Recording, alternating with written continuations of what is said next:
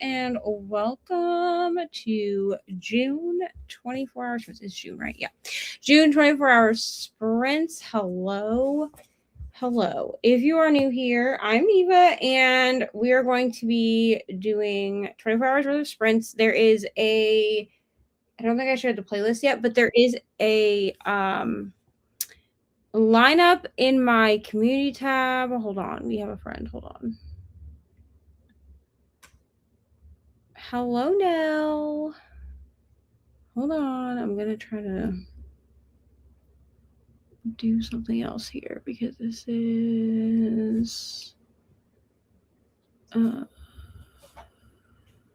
okay, I will mess with the layout in a little bit. I don't know why we're so small. Hold on. Let me see if we do it this way, if this will help.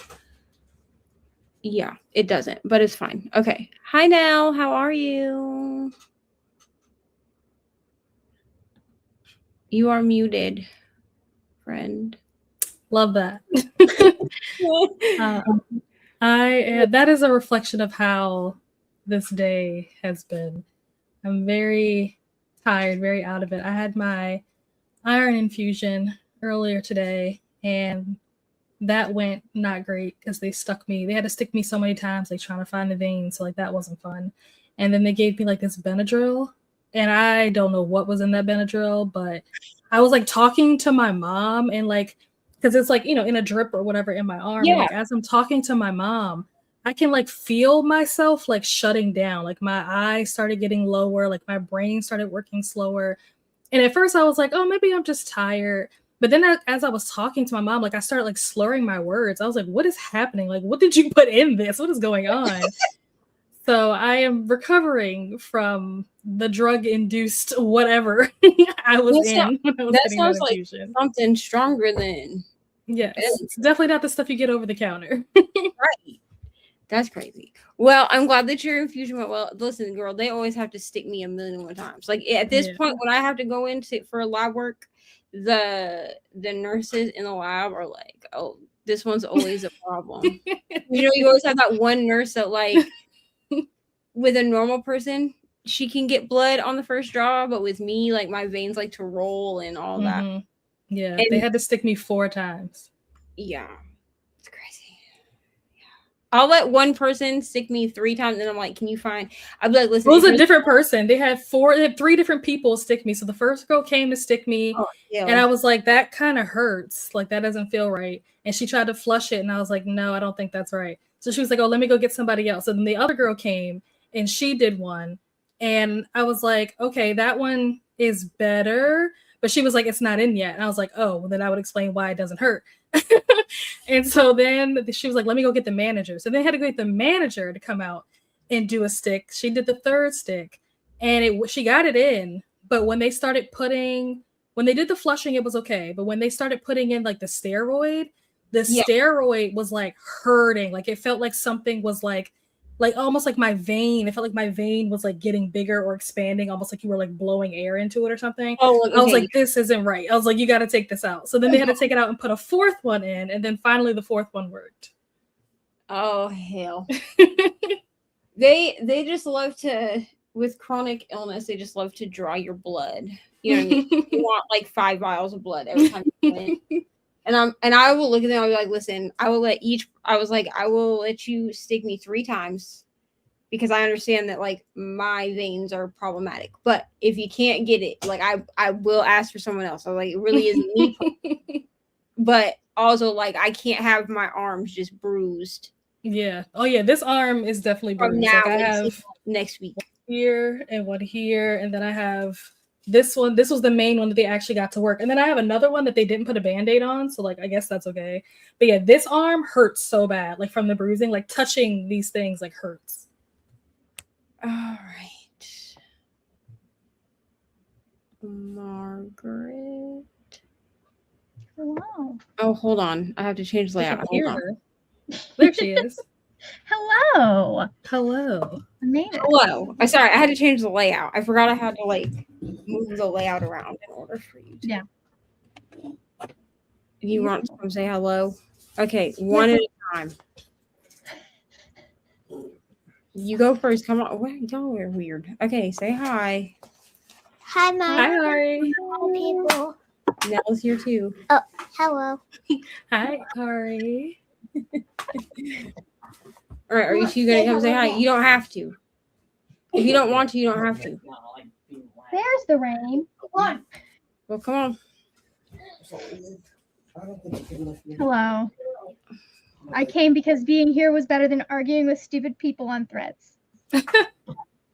What a good choice, Margaret. Yeah, I need to get threads. I don't have threads. girl. Okay, you say Me? hi. I mean, it's just, hey. Hi. You're tall. There you go. Yeah, I am tall. Mm-hmm.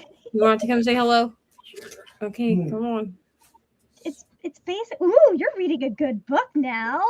Oh, am I? You're reading my favorite book in the series. Hello. Really? Hi. Call too. Hi. Okay, Chris, down. Hey there. All right, Yeah, they've you're all made reading- themselves known. You're reading my favorite book in that series. Oh, good. This one is very like political heavy. It So I was is. trying to listen to this while I was in the chair. And because I was like hopped up on that Benadryl, I was like listening to it, like fully listening for 10 minutes. And after like 10 or 15 minutes, I was like, I heard every word she just said, but I don't know what's happening. Like, what are we I have doing? no idea what's going on. Yeah. Normally it's like my brain will check out and it's like, oh, I wasn't listening and I didn't realize that I wasn't listening. But no, I was fully like listening and I'm just like, none of the words that she just said made any sense to me. My brain computed none of that.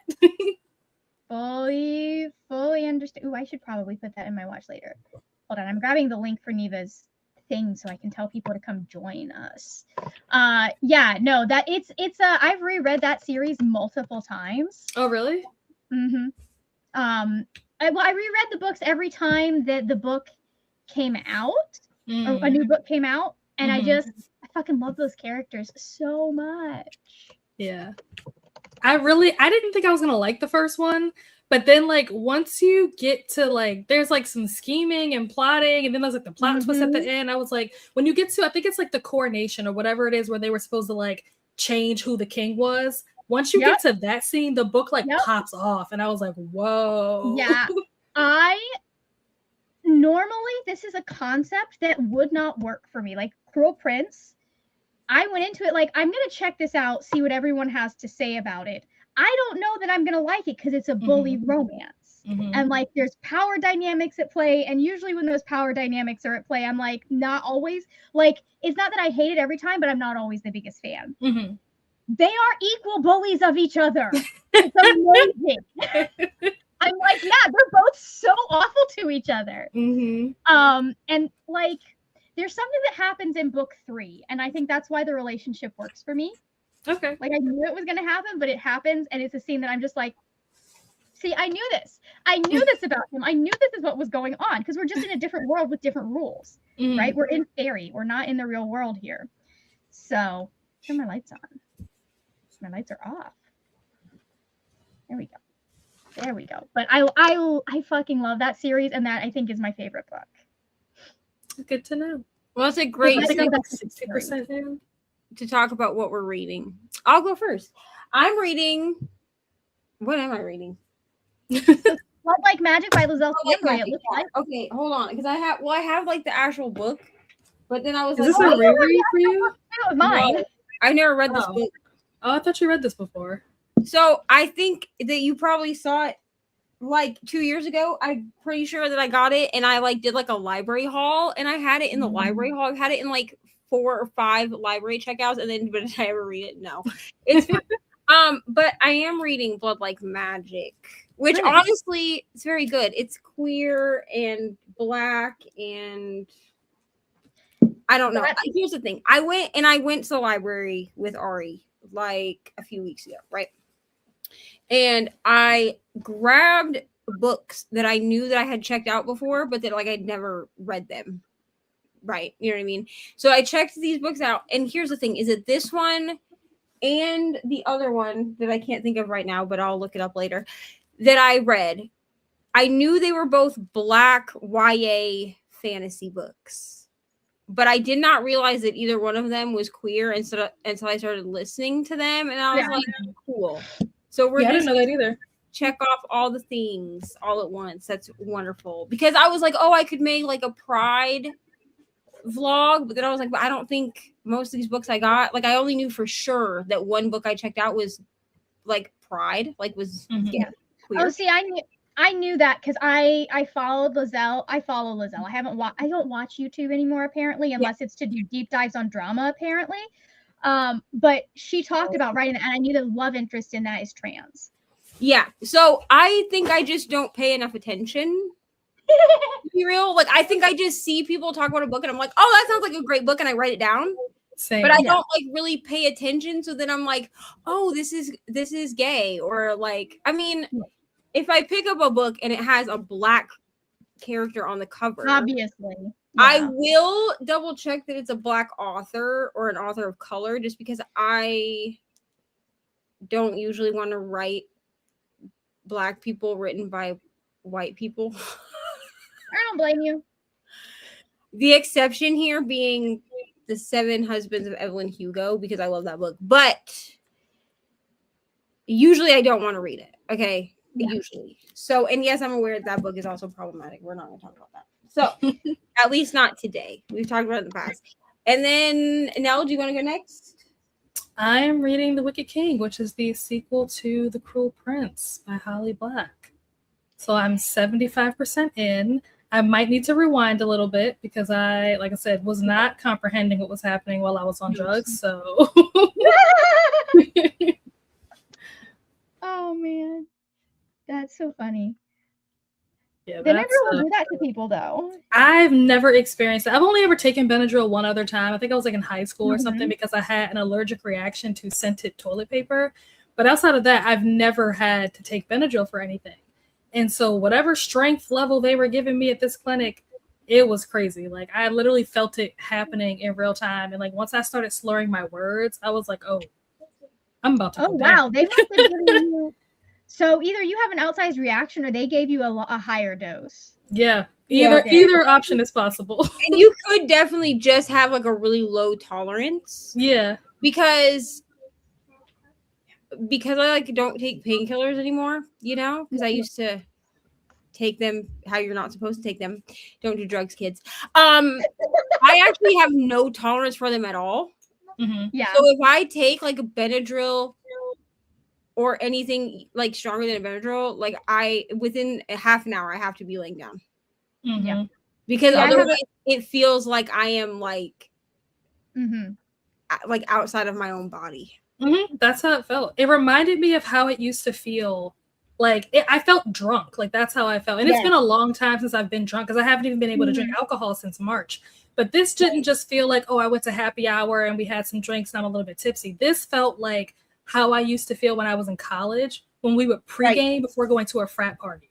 Like that's how this felt. I was like, what's going on? Then you'd go drink at the frat party. Yes, exactly. That's how it felt. Idea. Yeah, that's exactly how I felt. I felt like we were about to, like we just finished pre-gaming. We're about to go to a frat party and drink even more. So like as I'm talking, I'm like, my eyes are closing. I'm like slurring my words. I'm like, wait a minute. Something's not right here. Yeah. Benadryl can do that. Especially if you take it at a higher dose than it's supposed to be taken in, it can like there's a Japanese Gothic. The main character part, or one of the main characters, part of why he uses Benadryl to keep himself in a slightly high state. It's one of the things because it numbs him, but it can lead to like hallucinations and things. Yeah, I believe I have a very high tolerance for Benadryl because I've been taking it since I was Y'all are not starving. Nice. Yes, I have not no great. tolerance for it. Not at great. all. Just text me on his way. You will be fine. It's better to not take Benadryl if you can help it. There is nothing then you can make one that works for acute allergy attacks better than Benadryl does.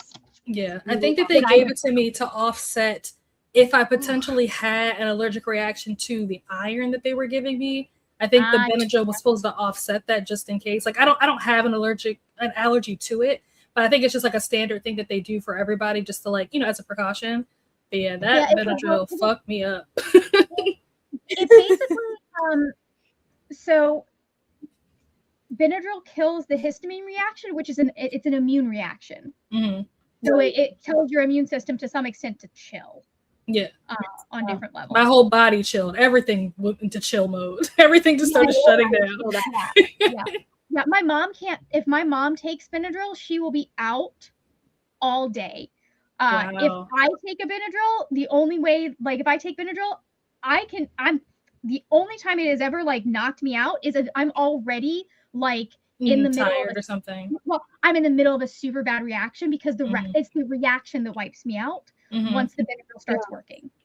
Gotcha. So like, but yeah, I can't even. It will help me a little bit to sleep if I'm trying to sleep, but it doesn't really particularly work. Yeah, and they gave it to me so early that I'm like, I had to like fight to stay awake because then they're still asking me questions like, well, how does it feel? And like, you know, what are your symptoms? Like, they're like the doctor's like talking to me. And I'm just like, I hope that I'm answering these questions correctly because I can't think straight. Yep.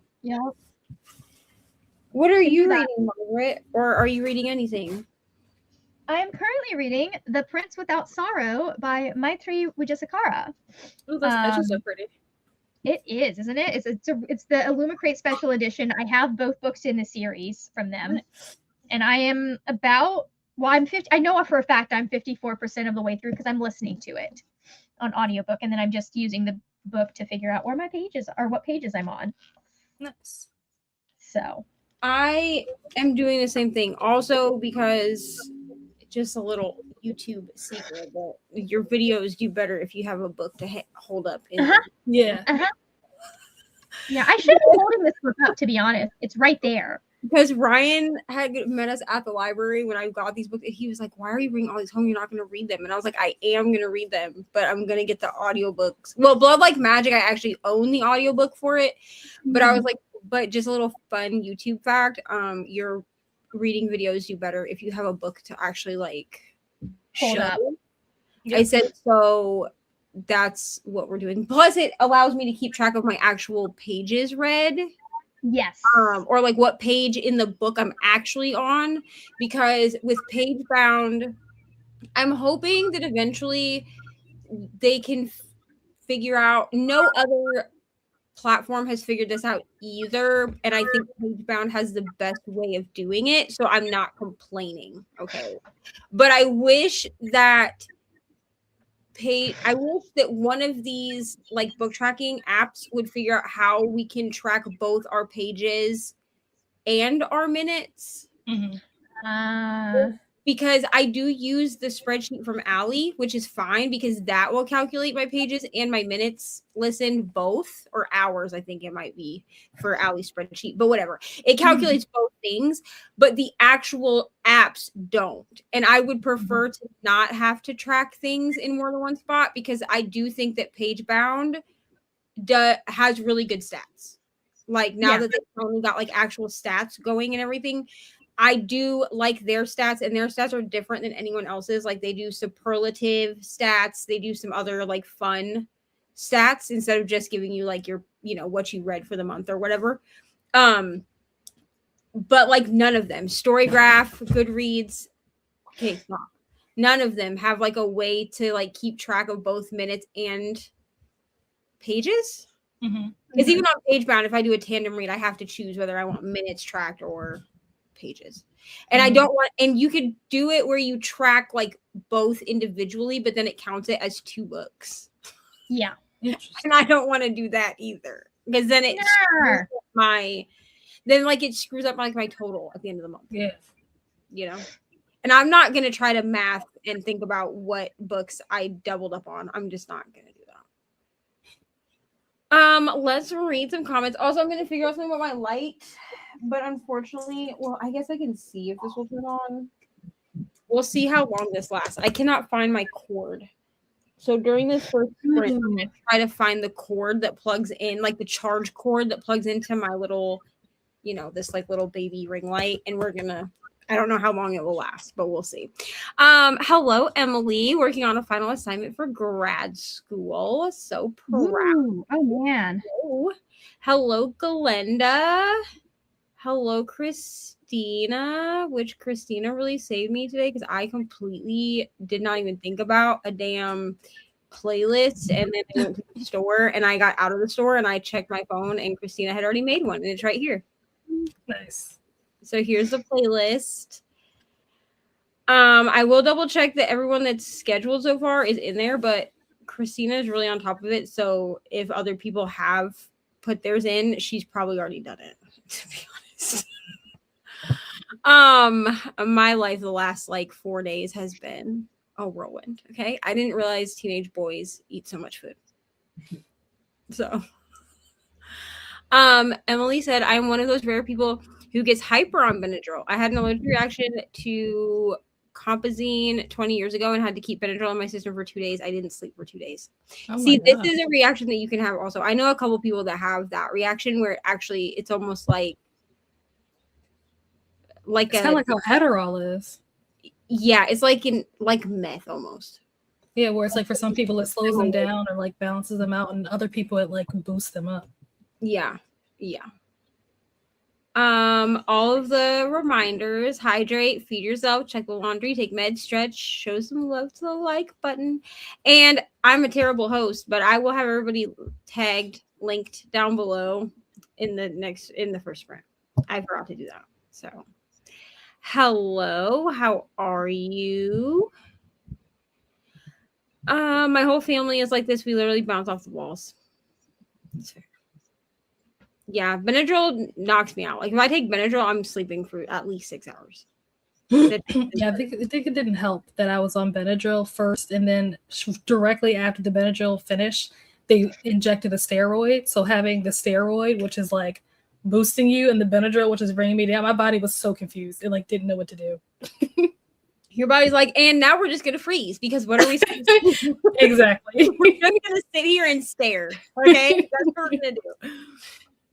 Glenda is reading a couple of books, The Leftover Woman and Miss Meteor. Wonderful. I'm not going to try to say these people's names because I feel like I'm going to mess them up, but well, it's Jean Kwok and then Taylor K. Mejia. Great. Thank Margaret. This is why we have Margaret on here. She's the true reader of the group. I just heard I've heard their names or versions of their names said in other places. That's fair. Hello, Brie. How are you? Oh, I guess I could share my diamond painting if anyone cares to know. I'm currently working on Cinderella. Okay. Oh, yeah. Here's the thing. It's real cute on here. They really did not do my girl's face justice. Like I'll take a picture of the render and I'll put it in the 24-hour group chat. Y'all. They listen on the picture, it's real cute, but like I don't know what they did. Diamond Art Club seems to have a pattern of doing this with some of the Disney princesses for some reason, because there's a big Moana one that Ari really wants. If I can ever find it on restock or like in the D-stash groups, like I would buy it, but like her face, they did not render her face well. Her face looks terrible. But like, is it a licensing issue? I don't know, because it's not every Disney princess is like this, and they're legally licensed with Disney. Oh. And so I'm not sure what the problem is here, because like the rest of the princesses that are in this collection, I've seen them done as well, and their faces don't look like this. Yeah. But her face, the render is not good. But you know what? It cost me less than $10 at Walmart, so I'm not going to complain. Christina is waiting on the second slot, Sarah and Margaret. Listen, Margaret, I always tell Margaret, as long as she's scheduled at least an hour before she's supposed to go on, it's fine. I don't think that's what you told me. I think what you told me is as long as it's scheduled by the time we start, we're fine. And then it just kind of got later and later. It's fine. Margaret, listen, by the end of the night, always be scheduled at least an hour before she's supposed to go on. So it's fine. And we just know that unless the thing says something else, that Margaret is the closer. So it is what it is. I'll reach out to Sarah and make sure that she is awake so that she can schedule. She may have been sleeping during the day. I know her sleep schedule is backwards. So that could be why. But here's the thing. It used to be that I would be the last person to schedule, because then nobody felt bad about it, because there was a point in time of like, I don't know, 2 years ago that there were people that would try to call Margaret out in the like when we had the chat in Discord, and they'd be did like, they? oh, Margaret's not scheduled. Like people would try to call her out for it. And I was like, listen, y'all worry about yourselves. Okay. Thank you. Where I would just start, I would wait as long as I possibly could before I would schedule mine because nobody's going to call me out. It's my sprint. Yeah, I know. I remember you saying at one point that because like somebody else had apologized for not having their stuff scheduled, and I was like, "Oh no, you're good. I'm not scheduled yet either." And you're like, "That's why I schedule last." So no one has to feel weird about it. There were a few people that would try to underhandedly call Margaret out for not being scheduled, and I was like, "She's fine." I have the rest. I assure you, we are in communication constantly. If there is something going up, Neva knows that there is something going on. Give me 1 second. Hold on. So that's funny. I fully missed that happened. Speaking of, though, I am going to pull up and get that done while we're talking. I meant to do it, but then I had a client that had a work emergency. Or no, yes, that's what happened. It was a work emergency for me. It was not. Sorry, if you can hear a lot of noise, our food has arrived. So. What'd you get? Hunter and Ari. So Hunter is the blonde child, the last one that said hello. We all know who Ari is. I don't need to tell you who that is. They got McDonald's, as we all know Ari would have got McDonald's. And then 2 should be chicken, 2 should be beef. 4 should be beef, 2 should be chicken. Or my bad. And his should have no lettuce. Anyway, and then Gunnar, who is the second child to say hello, him and I got Taco John's. Tacos sound good. I like that name. Okay, I'll look. I'll look in a minute. But Ryan and my cousin, I don't know if he wants his name on the internet, but Ryan and my cousin went to go get the food. Yeah. Hello. Can't say long as I book club. I hope you have so much fun. Okay. Hoping to read about 200 pages and alchemized. Wonderful. Thank you. Sorry. I knew it was going to be that much. There's cheap. There's like $17. I knew it was going to be. I even went the cheap way. I know you did. I'm sorry. You're good. Go give it to Hunter. You don't want it. Are you gonna do that tomorrow? I'll be back later today. I'll give it to him on the way out. Okay. All right. Sorry. So much chaos. I'm so sorry. Hey, food is important. You need to eat food. Speaking of, I broke down and got myself some Publix fried chicken when I was out doing errands today. Ooh, I don't think you have one of those. The food is secured, friends. Love you guys. Love you. Now we're just saying how much we love each other. Okay. Thank you. You're welcome. Okay. Wait, did you buy this with your money? No, Brian bought it with his money.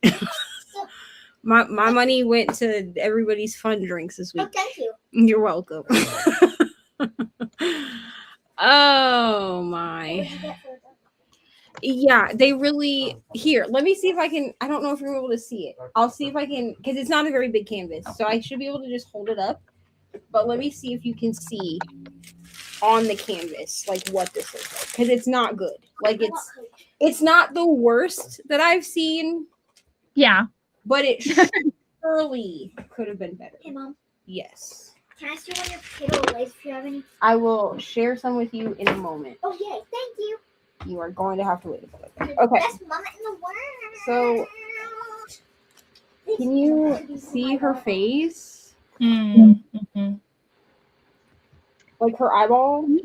yeah, Yeah. that's a little interesting. Yeah. Yeah, I Like, can see it's how not, that looks small, good small, but not bigger. Yeah. It's not like the worst that I've No. seen in a render, but it's not great. You know what I'm I saying? think it's mostly like the pose and the way that they have it set up. Yeah. So yeah, and it's. I mean, there were some people that were like, "Oh my gosh, her face looks terrible."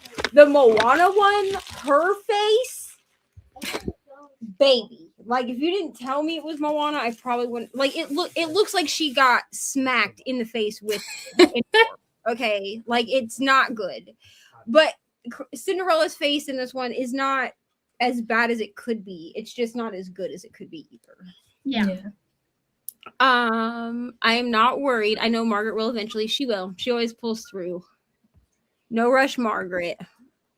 Oh, Margaret's already done. It's there. I'm just grabbing the link so that I can give it to people.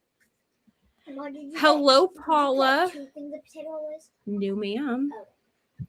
Hello, Paula. Popping in to hug the like button. Thank you, friend. Everyone's saying hello to each other in the comments. I'm not going to read them all, but I see them. I see y'all. Ordered wings for dinner. My dad is going to pick them up for us. Wonderful. Christina is having barbecue and chicken and corn on the cob. Nice. Delicious. I just love when everyone shares with us what they're eating. Yeah, it's a bit unfortunate, but it's not as bad as it could be. I think it'll still look cute once I get the rest of the. They're for Ari. You know what I mean? She doesn't care. Ari just likes that I make her pretty diamond paintings. Your son said that you're weird when you're on film. Yeah. My son thinks I'm weird when I'm not on film. He's 13 or 12. He's 12 years old. So like, yes, That makes sense. you are not. Regardless. Yeah, definitely could be worse. He thinks I'm weird. He thinks I'm old. I've heard it all in the last few days. It's fine. You're not old. Trust me. Yeah. Exactly. That's what I always tell you. Well, that's what he's like, wow, Mom, you're old. And I'm like, okay. I was watching a video on Instagram of a lady who was talking about her son who's like obsessed with Michael Jackson, and he came in the room and said something like, oh my gosh, like, do you remember Thriller? And she was like, yes, I was alive in the 80s. He was like, oh my gosh, you're so old. I was like, wow. Listen, I've been asked all of the things, okay? My brother, who, by the way, is he's just about 10 years younger than me, okay? Asked me when he was like 6, maybe, he would have had to been 6 because I was like 17. He asked me when I was 17 years old if I was alive when they had VHS tapes. And so are you. Yes. I was like, I was alive when they had VHS tapes. And he was like, oh, well, did they have color TV when you were born? And I was like, how old do you think I am, bro? Yes, they had color TV when I was To be fair, the 80s is when color TVs started entering normal homes. I mean, that is true. Like, but I remember when I don't remember us having a black and white TV, but I do remember that was a thing we had, and then we got a color TV. Like, I remember that was a thing that was a big deal in my house, in my home. When you got that one. had to have been like 1990 or something. So I mean, so I was born in 1991, right? So yeah, color I was born in 87. Was you were? Yes. Wait, did you say 87? 87. Are you sure? Yes. Margaret, no, that was my reaction the first time Margaret told me how old she was, and I was like, no, you're not. And she was like, yeah. I turned 39. I'm gonna have to take some time to think about that. I need to process that. I turned 39 this year. I'll be 40 next year. There's no way. That's crazy. Yeah. So it's fine. Only because you've never seen me in person, you can't see the damage that eczema has done to my skin.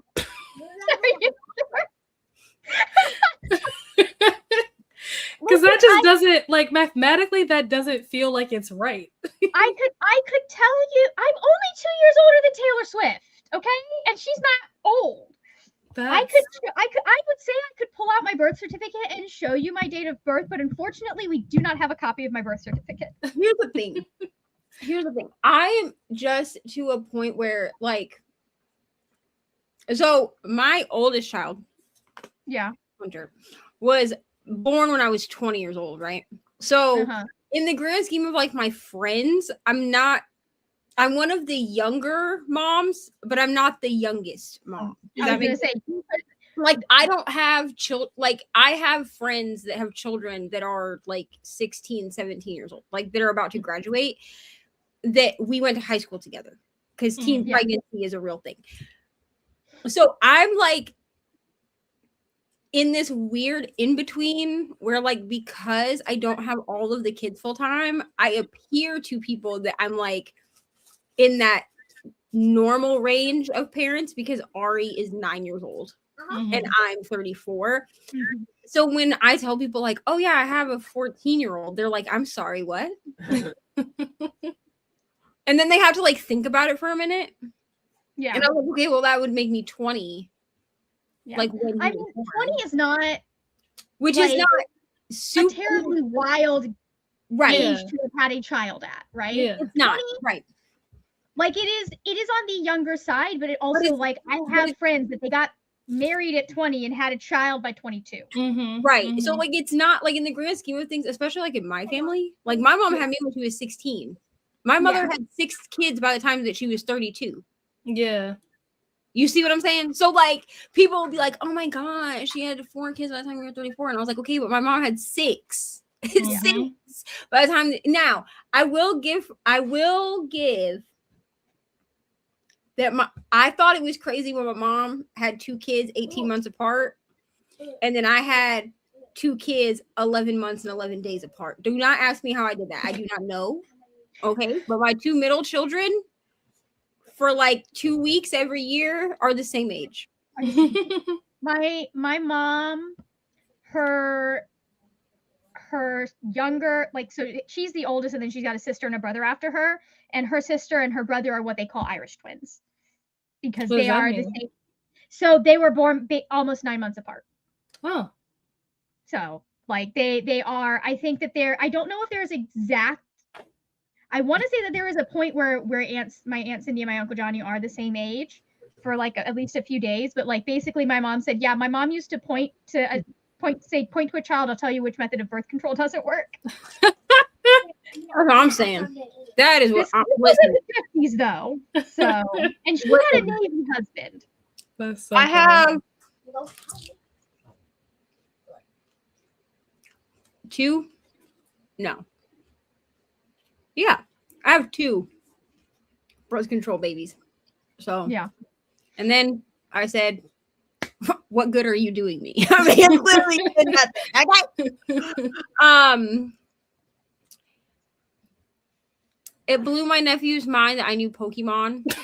Hey, I've been asked before if I know who the Power Rangers are. Yeah, I do. What? Yeah. I think it's because, okay, this tends to be from like younger children, like between the ages of like 6 and 14 that ask me these questions. But I think because to them like 34 is old. You know what I'm saying? Like, it's an age concept that they can't quite grasp onto. You know what I mean? But if you're like 22 asking me if I know who Eminem is, please get out. Or like when I worked at, he's a rapper. Oh, okay. It's a favorite rapper. Here's the thing. When I worked at Dunkin' Donuts, when I got my first job at a Dunkin' Donuts, okay, I had to work at one store until my store opened. Like I trained at one store because the store I was going to was not ready to be opened yet. Like I was being hired for the grand opening. And I remember I went in, and that song, is it just called Bussy? Like y'all know the song I'm talking about? I wasn't allowed to listen to Eminem, and I have not quite caught up. Okay, so Bussy is like a new song. Like it was one of those songs that like blew up from being like a TikTok sound, but it samples a Nelly song. Okay? And one of the girls that was there, she probably was like 16 or 17 years old. I was listening to Hot in Here, like listening to the actual song. And she's like, oh, are you listening to Bussy? And I was like, no, sweetie. I'm listening to like the original song, like that's sampled in that song. And she literally looked me dead in the face and was like, isn't Nelly that guy that got famous on Dancing with the Stars? Oh my gosh. I looked at her and I said, first of all, you have to be famous to be on Dancing with the Stars. Like, you have to be a star to be on that show. I said, second of all, who is your mom, bro? Who is your mom? Because like, there's no way. Because she was like a cute, you know, cutie little black girl. And I was like, ain't no way. Like, your skin is too melanated. No. What is happening? No. And her mom came. So she thought I was serious. I didn't really need to meet her mom. This girl she goes outside. She gets her mom and brings her in the restaurant. Oh my god! And her mom looks at her and said, "What the hell did you say now?" So then I had no choice. So I told her mom, and she looked at her and she said, "Girl, you know who Nelly is. Get your ass in the car." Listen, bro. I was just like, damn. Like, I know that I'm like, you know what I'm saying? I know that some people like I seem old, but I ain't that fucking old. That's crazy. I do think there is like a generational divide now that streaming isn't like where streaming became a thing where you don't get as exposed as much. There's just so much content now that you don't get as exposed as much to the older content. Because like I mean, it was Christian music, so no one would know. But like I was exposed to a lot of the people that my mom liked to listen to. I knew a lot of, I don't now, but I knew a lot of like the older Christian artists. Like that's why I knew Amy Grant. Because when I was listening to music, she was kind of on the outs. Well, and that's the thing. Yeah, like I knew, like growing up. Now, my secular to non-secular music was really weird. Because, like, if I was with my grandma, we weren't allowed to listen to secular music at all. And my mom went through these weird stints where she was very anti-secular music, but my dad was like, "I'm not giving up AC/DC because you want to be Catholic for a month. Like, I'm not doing it." So like I would listen to musicals. A lot of like we could listen to the old Broadway show tunes. That was cool. We watched a lot of the old Broadway movies. But like we weren't allowed to listen to any of like we didn't listen to NSYNC, we didn't listen to Britney Spears, we didn't listen to like Spice Girls was a big no in my house. Despite the fact that I had friends that liked them. So I knew even now, like I listen to a lot of like, especially like in the country realm, I listen to a lot of country music that is not like, it's no longer mainstream because like no one's listening to it because it's from like the 80s and 90s. Oh, and, like, so like when country was actually country. You know, before it became whatever mega weirdness it is now. Yeah, it was before it became right-wing propaganda which is really funny because it was that when I was a kid and when we would have been listening to it, but my mother had like the utmost disdain for country. It was so weird. She's like, yeah, it's just like my dog died, my wife left me, and I'm like, yeah, you listen to the men. Country music has always had that pull to it, but you could always find music that was not like that. And especially if you were listening to female artists, right? And now it seems that everyone is like that. And if they're not, they're really small indie artists that are having trouble being discovered because they won't, which is who I tend to listen to now. So whatever. There are a few that like they don't like, but most of the big name country artists, I'm just like, I was surprised to find out that Tim McGraw is woke. Like I was what?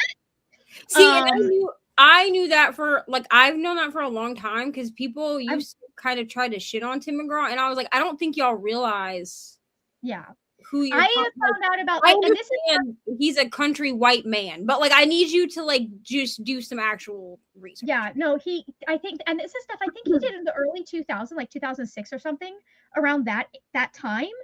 But like I didn't know about it until like a year or so ago. I was like, oh, that's okay. So he and Faith Hill are actually like liberal. That's amazing. But is he the one that's like married Gwen Stefani, or is that a different country singer? No, that's Blake Shelton, who's not cool. We don't like Blake Shelton anymore. No, Blake Shelton is not woke, first of all. Neither is his ex-wife. Okay. And unfortunately, Gwen Stefani is also no longer woke. Now, I grew up on Gwen Stefani. And so Gwen Stefani has not always had the political views that she has now, but she married Blake Shelton and then decided that she was on the right. And I'm like, what are you doing, bro? Like your genre of music is not even in. Like when someone tells me that they're a mega punk artist, I'm like, what do you mean?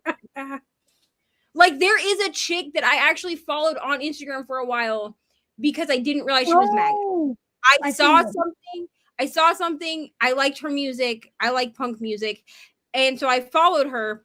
And then when Trump was elected again this time, she was posting really weird shit. And I was like, how are you going to be pro-Trump and like, how are you going to be MAGA and punk? Like, you can't be both things, baby. Yeah. Like, you got to pick a lane. Like, you can't mix the two. Like, Green Day would never. Okay. What are you doing? Like, no, I can't take you seriously. If you tell me that you are a MAGA punk singer, I can't take you seriously because you don't even know what you're even doing. It should be taken seriously. Oh my God, Emily, you've got this, friend. Yes. I believe you got this. Okay, do we want to do some reading now that we've been talking for 45 minutes? Sure. Margaret's like, I know. Emily was like, I've got to get this project done so y'all can talk, but see, I'm gonna mess with this. Hold on, because this might be really weird for a second. I think we're just gonna be really small. Okay, yeah, that's fine. Okay, all right. So, and I can't tell if it just looks small on my screen. It looks fine for the people that are watching, I'm sure. Okay. All right. Okay. As long as it looks okay for the people that are watching, then it's fine. Okay. So we're going to do an hour sprint. I'm going to go eat. This is going to be a dinner sprint for me. Amazing. I'm going to go think about dinner. Some book, but we'll see. Because I don't really like to read and eat. It's not my favorite thing to do. So, okay. So we'll see everybody in an hour. See you in an hour. Good.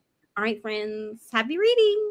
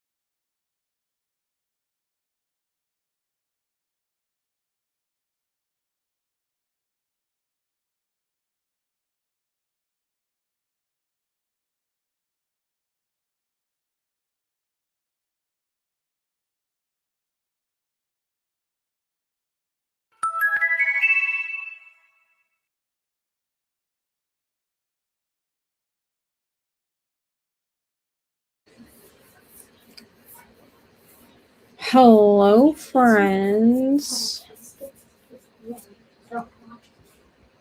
How did we do? I did not read a single thing.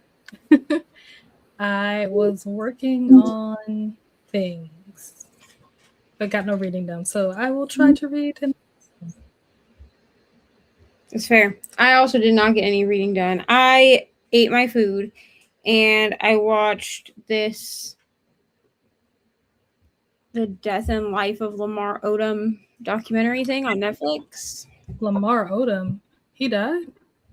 No. Well. Oh. So it's called The Death and Life of Lamar Odom. And honestly, when I saw it, I was confused because I was like, I'm pretty sure this man is still alive. So what the fuck are you talking about? But they do talk about like his coma stuff, like when he almost died, which I think is why they put death before life. You know what I'm saying? So I was also confused when I first saw the documentary because I was like, this man is alive though. They do like interviews with him, obviously, and then what's her name? Khloe Kardashian. He was married to. Yeah, Khloe, and then Khloe Kardashian, and then also like his baby mama, like his kid's mom, and then 2 of his kids are in this as well. So, I mean, it's very interesting. I'm not really a Lamar Odom fan myself, but I mean, I saw it and I was like, why not? You know, I only know who Lamar Odom is because of the Kardashians. So that's fine. How did you do, Margaret? I got 45 pages read. Nice. And also returned my books to the library and started dinner. Wow, so much productivity. Look at you. So much productivity happening over here. Yeah. Me and Nell are like, we didn't read shit. Yeah, I was productive for 25 pages. Reading. I mean, I am also trying to work on a vlog that I would like to have up sometime soon-ish. Same, but you know. Yeah, you did all the things, Margaret. You did dinner. You left the house. I mean, you read. Technically, yeah, it's the second time I've left the house today too, because I did grocery shopping before we did sprints, and I'd forgotten to bring the library books with me, so I couldn't return them, which is annoying because now I have to request them again. Like, I can't request them again until they've been checked in, because my library apparently doesn't let me do that anymore. Used to be like if you had it, you could still request. You could like extend it or something. Well, you could still put it on hold so that you got in the hold line earlier if you knew you were going to have to return it. Oh, interesting. Anyways, no, I did not. All that we've done so far is cut tomatoes. We didn't even get to the cutting of the onion part of making the pico de gallo. So, taco salad is on the menu for tonight. So. Nice. Very yummy. It's a good book. I'm enjoying this book. I don't know that I would call it's listed as romantasy on Goodreads. I don't know that I would list this as romantasy because we are 67% of the way through, and other than the prince having a little crush on his friend, no romance. Nothing's happening. No romance. So I'm like, what? This is not romantasy.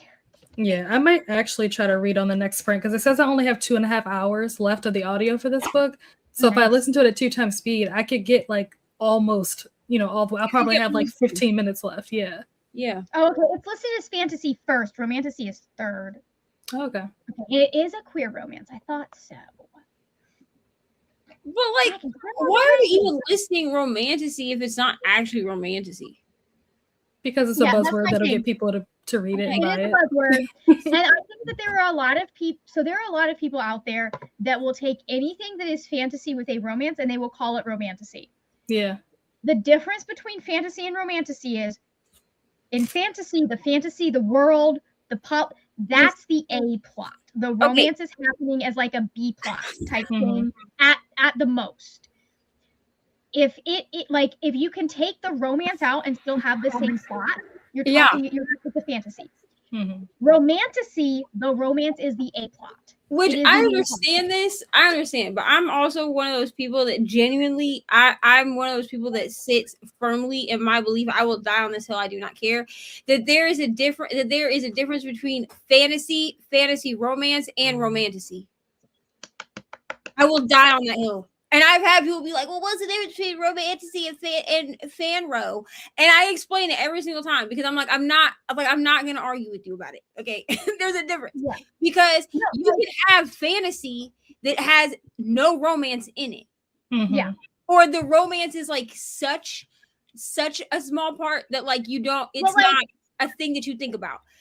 Fanro, you can remove the romance from it without it be like it's fantasy with romance. Okay, that's what it is. But if I can remove either the spice or the romance completely and it still stands on its own, right? Which I would even say with romantasy, if I can remove the spice scenes, because not me, but there are people that don't want to read spice, right? It can still be romantasy because romance is going to be your main plot. But if I can remove the romance from a fan row, then it just changes it from fantasy romance to fantasy. So it's still a book that stands on its own. Romantasy, you have nothing without the romance. Yeah. Well, like for example, at least in some of them that I've read, not all of them, but especially when we were getting the early romantasies, the fantasy aspect of it was lacking. You know what I'm saying? Like, and here's the thing, because I think in romantasy, you're not like, if you're picking up romantasy, you're not actually picking it up for the fantasy and the world building. I still like it is an extra bonus when those things are well thought out and they're deep, and I like that. But if it's, I will let so many things slide if I know that the focus is the romance and not the world building. And I think that this is why on reread I liked Fourth Wing. And I didn't like it the first time I read it.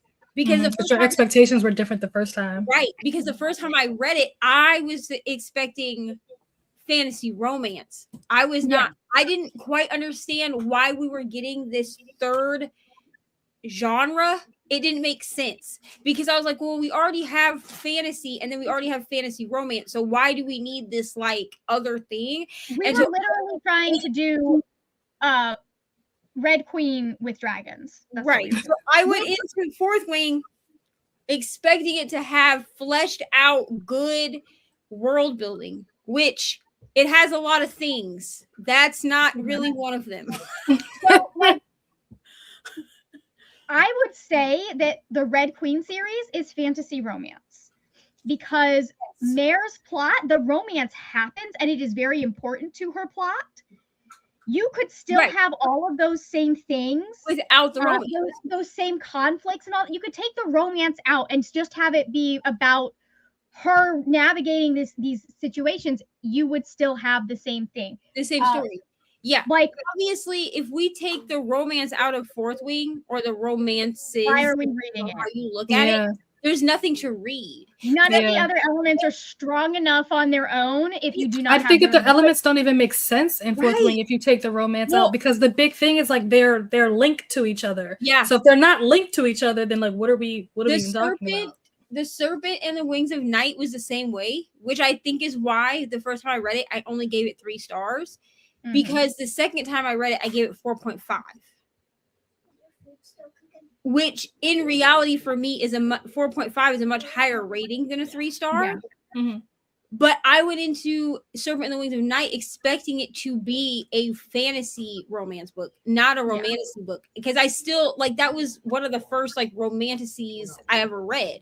So now when somebody says, hey, this is a romantasy that I want you to read, I go in understanding that what I'm getting from this is going to be the romance. Like if I like the romance, it's probably going to get a higher rating.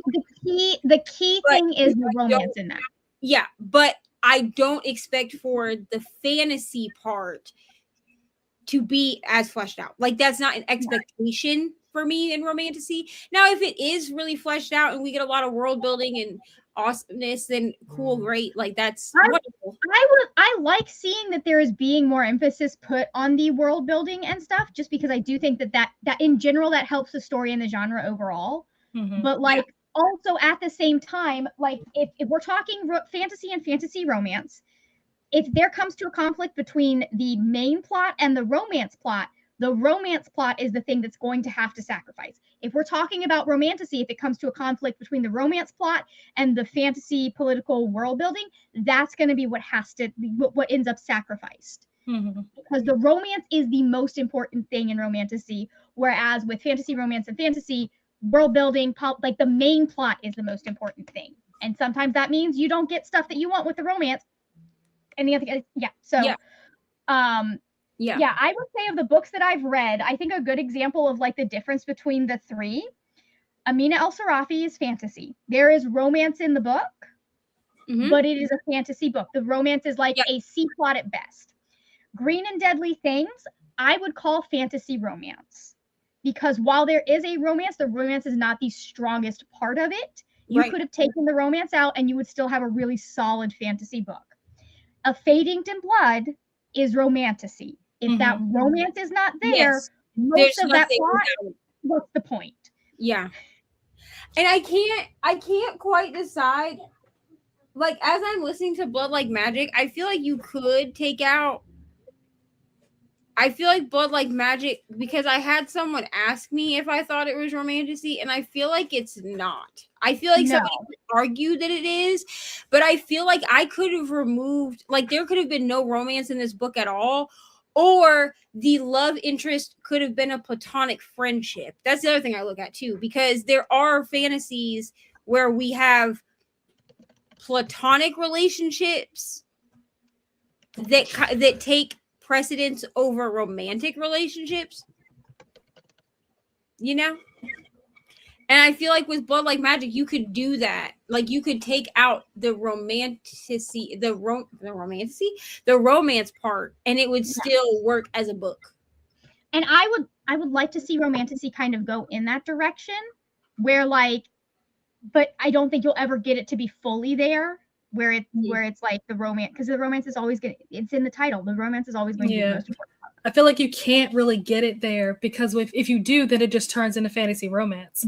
And I think the appeal of romantasy isn't like, the target demographic isn't fantasy readers. The target demographic is romance readers to try to get romance readers into fantasy. Which is why while I don't like the way she said it, Rebecca Yarros said that Fourth Wing was for readers who didn't like fantasy, which I thought was such a weird.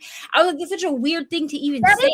A weird thing to say. Did you say it like that? Because why are you writing a fantasy book for people who don't like fantasy? I don't make no damn sense. But I think what she meant, because she is a romance author for adults, right? And so I think what she really meant was that she had written a fantasy for romance readers. Or people who think they fantasy, because that's how I was for a long time. I thought down with Red Tower. I would and Rebecca Yarros said I wouldn't be surprised if she was in fact like, I'm doing fantasy better. I give Rebecca Yarros like 0 flowers. I mean, this is true, but when she said it, I was one of those people that was like, that doesn't even make sense what you said. I think it would make sense if she like to have said. What she might have been trying to say is, like, I understand the idea of making fantasy light for people who are new to the genre. Like that, I think that there is a valid place for that. Or I wrote a fantasy for people who think they don't like fantasy. Right. Yeah. But because what she did was she took every fantasy and dystopian trope you could think of that was popular in the 2010s, and she threw them up into one book. That's what she did.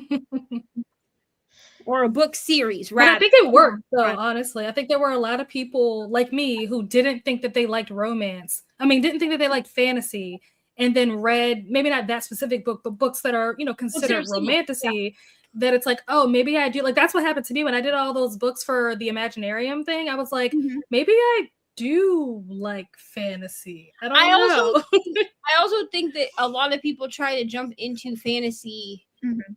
They try to jump into like a level that's too high. What I call super epic fantasy. Yeah. Because technically, because here's why. Because people will argue. The most recent comment. Because I'm not down there. Hold on. Because people. No, it is. It True, is. True. Here's my thing. I see people who read fantasy struggle with this sometimes too.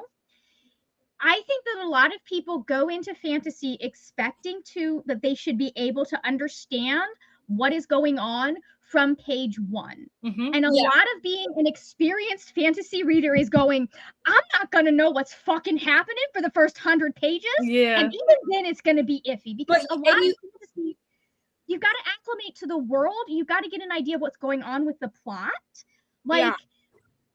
And I think I was just used to that because my mom would just my mom threw me into a lot of fantasy and a lot of just classics without any preamble, without just chucking a kid in the deep end of the pool. It's like, we're gonna listen to Tom Sawyer and you're gonna understand it. I also feel like if you were like a teenager in like the 90s into like the early 2000s, right? Yeah. If you were in like middle to high school in that time, like in any of that time frame, we didn't have a really hard distinction between high fantasy and low fantasy. Mm-hmm. And so while there were those distinctions, right?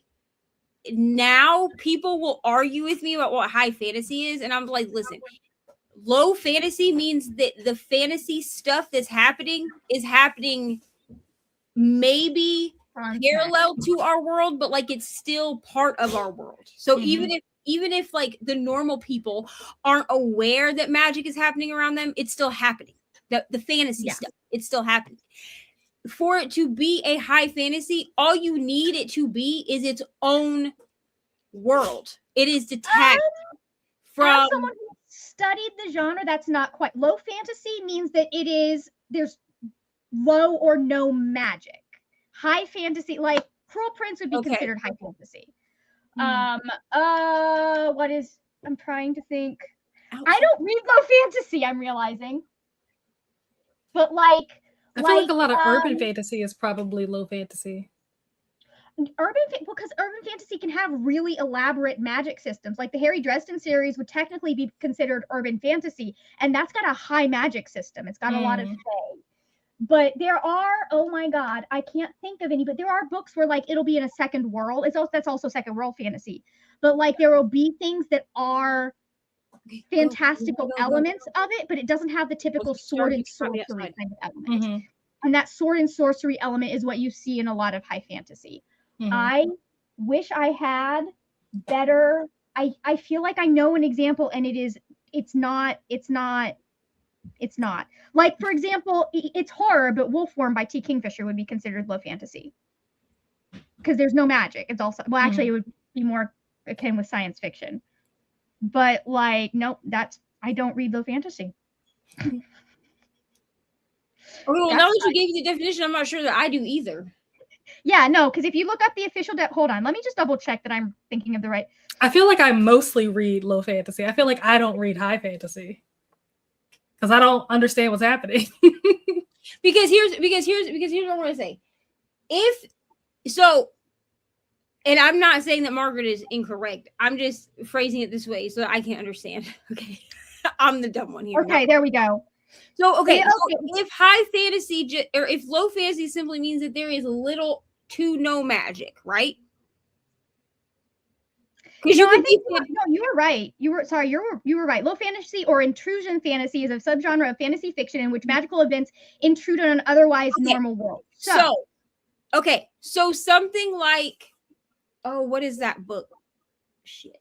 Even the book that I'm reading right now, that's kind of how the Cruel Prince is a little bit. Legendborn would be considered low fantasy because it takes place in our world. Like there is magic and fantastical happening, but all of the stuff that's happening is happening within our world. Because I've had people argue with me that Sarah J. Maas is not high fantasy, even though Sarah technically J. Maas is like the definition of fucking high fantasy. Okay, but I had someone, I don't remember who it was. I'm not going to call you out, even if I do remember off the top of my head, online anyway. Like, I'm not going to call you out right now.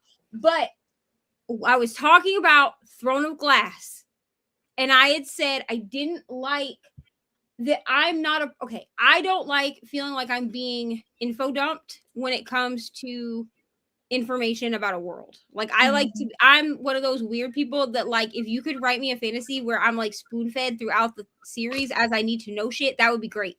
I understand that's not how high fantasy works. Okay. I understand. I do. I understand. I just have to take copious amounts of notes. Okay. But so I was specifically speaking about Throne of Glass because I was reading it at the time. And someone said to me in my comments, Throne of Glass is not high fantasy. And I said it most certainly is, because high fantasy simply takes place in its own world. It is a made up world. The author has written, or whoever it is creating it, it has written a completely different world. It has nothing to do with our actual world. Yeah, there's more to high fantasy. Like, there are other genres of second, like the Throne of Glass specifically high fantasy has all of the elements for high fantasy, bitch. Right. But this same person, and this is why it sticks in my brain, is because the same person tried to tell me that the series about the boy with the lightning scar, okay, was high fantasy. And I said, no, it's not. Okay. And I was like, you cannot tell me that Throne of Glass is low fantasy and then tell me that other series is high fantasy. Because even if we look at the simplest definition, which I'm going to be real, when I'm trying to explain things to people that seemingly don't understand things, I tend to use the simplest definition, even though I know that it's broader than that, right? If we're looking at the simplest definition of low fantasy, that series is low fantasy. Everything takes place. I mean, the only part of it that you could, I suppose, argue, except is that the school itself is not attached to our world. But even when they're in the school, they're still referencing the things in our world the entire time. I wouldn't say that series, because actually Nell brought up a really good example of the difference between low fantasy and high fantasy. But I wouldn't necessarily call that series low fantasy entirely, just because of the amount of magic and second world stuff that we have in that part of the world, and our world kind of again is fair. But like, so Holly Black's first series in the world of fairy is actually about a girl who is she's part fae, blah blah blah, but it is about the fae world coming into our world and influencing her and her world, and then she has to go to them at some point. But most of the story takes place in our world with the magical elements coming in. So like it is primarily like the real world dealing with these magical elements coming in. If you are in a magical world and dealing with real world elements, I see that as a slightly different thing. Wicked King, the Cruel Prince, I would actually call that high fantasy, because we are in that fantasy world in the fantasy for world 90% of the novel. Yeah. Right? And we don't have, with the exception of a few times that Jude actually goes to the human world, we don't have that it's not a focal setting for the story. It's not the main setting. It very rarely intrudes on the actual narrative of the series. Yeah. But like, there are so many genres of fantasy, and you could argue that most books are like 3 different genres of fantasy. But like, yeah, like there are books where the level of magic, I do feel there is a certain level of magic and being outside of like being in the magical world in our real world, that it puts it at a little bit high, like closer to high fantasy than it does low fantasy. But then those also kind of go into like, there's like Shadowhunters, that's urban fantasy for at least the first few books, more urban fantasy than it is high fantasy or low fantasy. It's actually paranormal fantasy at the end of the day is what that is. Throne of Glass, I would say, is fantasy romance, whereas ACOTAR is like probably one of the first true romantasy series. Mm-hmm. Because like the romance in Throne of Glass, at least from what I read, I stopped at book 2 because I got pissed at her for doing shit. I was just like, ma'am, I know you were too stupid and white to understand why what you did was wrong at this point, but I can't. Yeah. I can't with you. But I'm not gonna lie to you and tell you that I don't have the full Throne of Glass series on my shelf because I wanted that's just a personal line for me. I was like, because she'd done that, and I might have been able to forgive her that, but then there was other stuff she did. In my defense, I didn't know she was problematic till after I bought the Throne of Glass series. And you already own it. Because here's the thing, I'm not. The book still happens. I will be absolutely honest with everyone and tell you that I seem to be the last person to know about problematic authors. Like if I'm the first person to know about a problematic author, it's clear it's truly by accident because I just don't care about other people's lives that much. Mm-hmm. So like unless someone literally says to me, hey bro, maybe you shouldn't read this author because of XYZ, I mean I will listen to you and I will probably not read them, or if I do read them nobody will ever know because I won't advertise them. But like I just don't care about your life that much to see you crash out on the internet. You know what I'm saying? I just feel like sometimes maybe we should crash out in private. That's what I do. Yeah. There are things like I typically don't do a lot of research into authors when I pick the book up because I am getting my recommendations from people that I tend to think are going to have already done a little bit of that.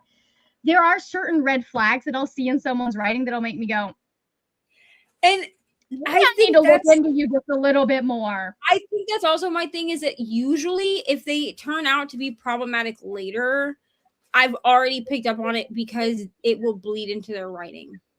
Oh, it bleeds into her. And again, I think that it's just her being stupid. But then that became a pattern. Huh. Ooh, yeah, I've heard. You're the second person I've heard of that has a Benadryl allergy to Neil. That's interesting. What an oxymoron. Yeah. Well, you can literally be allergic to anything. Your body. I know, it's just funny that like the Benadryl is supposed to be the thing that you take for the allergies. So to be allergic to the Benadryl is like an oxymoron. But it's made up of different components and you can be allergic to those different components. Yeah. So anyways, yeah, that is one of these days I'm gonna make a video explaining the different, like Miss Percy's guide to the care and keeping of dragons. That I would consider that low fantasy. Yeah, because there is a fantastical element to it, but there's not a lot. Like it's not a huge part. Like we're not like there aren't wizards everywhere, and we're not fighting like there happen to be dragons. That's it. They just happen to be dragons. We can't wait to see you, Rocco. I feel like that's kind of how like fantasy. I mean, how romantasy is, where it's like it's really a romance book, but the characters just so happen to be like witches or sorcerers or vampires, or like they just so happen to have powers or happen to be a creature. It's funny because a lot of stuff that was considered paranormal romance like 10 years ago is getting repackaged as romantasy now, which is very interesting to me. I'm just like, yeah, this is very true. I mean, don't do I think we were talking about like how romantasy is like the gateway drug. So you can't go from romantasy to like high fantasy. But because I just feel like there's just a certain group of people, like I said, like teenagers, people that were teenagers in like the 90s to like the early, maybe even to like mid 2000s. Our parents were just like, here, read this fantasy book. I mean, I was like 14. Listen, I know this is like different, but it's also kind of the same, okay? I was 14 years old when I read the Iliad and the Odyssey. 14. And I had no idea what was going on. But my dad was like, here, actually, it was a punishment. I'm not even gonna lie to y'all. And he's like, you're gonna read this. I read the Iliad and the Odyssey. And then my mom was like, oh yeah, I'm gonna be teaching a class. So great that you're reading it. I was like, here's the thing. At 14, I loved to read. I mean, even now I love to read. But back then, like, I was just devouring books. And when I tell you, these books took me so long because I had no clue what was happening. But you want to know, but then like I was just thinking about the other day and I was like, I should go to the library and get those books again. Cause like I really, once I knew what was going on and like was able to like dissect the story, like, and it's like fun. I'm gonna be a little mean for a minute. I do think there are people that approach fantasy with this expectation that they have to be so serious about it and they have to understand every word, like I said. And I don't think that's how you're supposed to approach fantasy. And in general, I actually don't think you're supposed to yeah, it's great when you understand most of a book, but like in general, I don't think you're supposed to understand 100% of a book when you are reading it the first time. Especially when we're talking about fantasy, sci-fi, that kind of stuff. I think move on.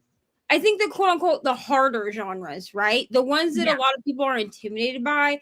I think that they're meant to be read multiple times. They're not meant to be read one time and then you never think about it again, which I think is why a lot of them are full series and not just like one book. Because unless you are someone who like, I mean, obviously things like Throne of Glass, unless you're someone who read Throne of Glass in 2015 when it first started coming out, or 2014 or whatever the fuck it was. I don't know. I didn't even hear about Throne of Glass till 2022. Okay. So there's that. But what I'm saying is, if you're okay, so like somebody that maybe like me who read the Hunger Games like as they came out, I reread the Hunger Games books before the next one came out. So like I was right. So like I read the first Hunger Games book, and then when we knew when the second one was coming out, I reread the first one, and I picked up on things that I didn't pick up the first time. And actually, I did a full series. Well, let me not lie to you. I did a full series reread before Ballad of Songbirds and Snakes. And then I intended to do a full series reread, but in publication order when Sunrise on the Reaping came out. Unfortunately, Sunrise on the Reaping broke me in such a way that I could not continue. Like, my brothers were present for the crash out that happened at the end of that book. And my brother, who is 23 years old, he was actually scared. Like, I crashed out so hard that once I was calm, he looked at me and he said, I don't think I've ever seen you crash out from a book so hard and so fast. Like, I was like panic attack, like hyperventilating. Like, it broke me. And then I didn't read for like a week.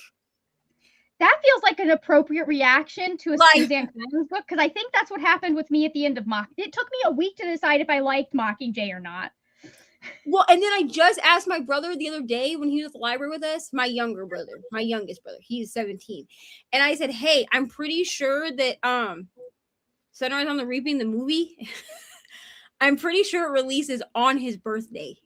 So I was like, I know it's in November, but I think it could be your birthday. For some reason, that's like sticking out to me. And he was like, okay. I was like, do you want to go see it? And he was like, yeah. And I was like, okay, but I need you to understand that if we go see this movie, I'm going to cry. That's just what it is. And he was like, I'm going to laugh at you because you're a bitch. Right? That's what he said. And then he's like, no, like a 17-year-old. He was like, no, but for real, I might cry. Because he listened to the audiobook at school. He only does audio due to dyslexia. And he was listening to the audiobook at school. And he got to the end and he said that he almost cried at school. He was like, the only reason I didn't cry was because I was sitting at school and I didn't need people to think that I was a punk. So I didn't cry. But punk is cool. Bro, I was like, you can cry. It's okay. Yeah. So I think that's my best advice for people that are wanting to start like sci-fi and high fantasy and things like that, is just get comfortable with the idea of not understanding everything right at the get-go, and just like know that if it is important, it will come up again. It will be explained again. That's one of the reasons that I recommend. People probably think I'm crazy for this, but I'll recommend, even though it's a 9-book series, I'll recommend The Expanse, because the language that they use is very accessible, in my opinion. Like, because I went back to that. I started that series when I hadn't been reading a lot of sci-fi, and that was one of the things that like kind of stood out to me. Like, the fact that the setting is space and there's all this space tech is what makes it sci-fi, but so much of it is just about human beings being human. And like it's a good series, and I think that like it's that like Murderbot is another one that if you are looking for a sci-fi start, it's a good one. Like if you're trying to figure out somewhere to, and that one is much shorter and less intimidating. But like it just, I feel like I don't feel like you have to ease yourself into high fantasy or sci-fi or things like that. You just have to go in knowing that you are going to be confused for about 75% of the book. And then when you figure it out, you're going to be very scared.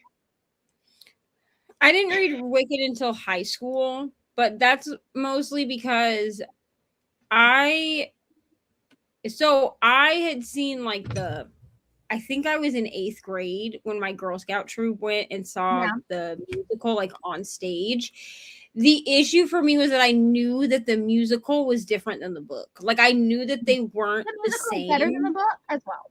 I agree. But I knew they were different, and so I didn't want the book to taint my love for the musical. Yeah. So I did read it in high school because it was part of, I don't know why it was part of our curriculum, but we read it for my AP English class, and I didn't really think it was good, to be honest. I read it in 2006 at the same time I got into the musical. I didn't love the book, to be real. Yeah, the book is, so I understand what Gregory Maguire was trying to do with it, and I need to reread it. But because it's actually part of a trilogy, like there is no real character growth arc for any of the characters in that particular book, and that is what drove me nuts. I mean, besides the fact that like a certain thing happens at the end and that is actually in fact permanent at the end, like there are details in the book that are amazing that I wish they had kept for the musical, especially in regards to Fiyero. But like Fiero's like a polyamorous king. Like his wives were like, we don't want to fuck you anymore. We're tired of having children. Go find someone else to fuck. Truly. They're like, we're too fertile. Stay away from us. Which is my favorite thing ever. But I actually like the way that the musical marries the book and the Wizard of Oz movie. I like Wicked more than I like both the original movie and the book. But I do understand that Gregory Maguire was actually like having a conversation about stuff that is relevant today because he was talking about fascism and things like that. So, but like, yeah, Glinda, like the most frustrating thing is like Glinda, who's the only character that really makes it through the entire book, is the same character at the end that she was at the beginning. She has a little bit of a growth arc in the middle, and then it just circles right back to who she was at the beginning. And I'm like, I don't like that.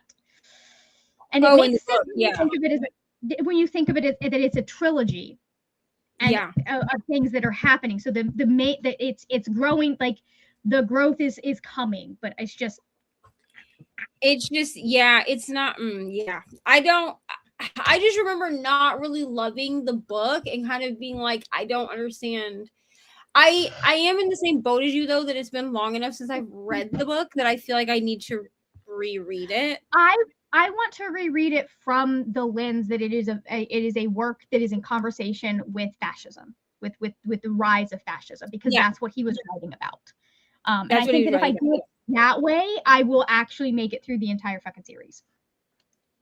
So see, I'm not dedicating myself to that, but I'll make it to the first book. And then we'll see how it goes. Because I'm gonna be honest, The Giver is also part of the series, and I've only ever read The Giver. Okay, I tried to read Gathering Blue in like 2022 because I reread The Giver is one of those books that I reread every single year, and I tried to read Gathering Blue, I think in either 2022 or 2023, and I did not care. I did not care. And I understand that at the end, like by the end, they all tie back to each other. But I was like, I don't care enough to wait for this to happen. Yeah. So. That makes sense. Okay, hold on. I think I've read the second book. So here's the thing. I read The Giver. The Giver was okay. And then I think I read the second book in the series, and I wasn't impressed enough with the second book to continue on. You'll be back at 9 o'clock. Okay. You got 30 minutes. That's it. Oh, I haven't moved on to the series. Okay, never mind. First. Never mind. That's my bad. Like that. Just put a shirt on over your shorts. Over my shorts? Is it over my shorts? The Giver is another series that looks like Lois Lowry wrote a book every time she kind of had something to say about shit. That's definitely what it was. Like, that's definitely what it was. But yeah, I guess it is 4 books.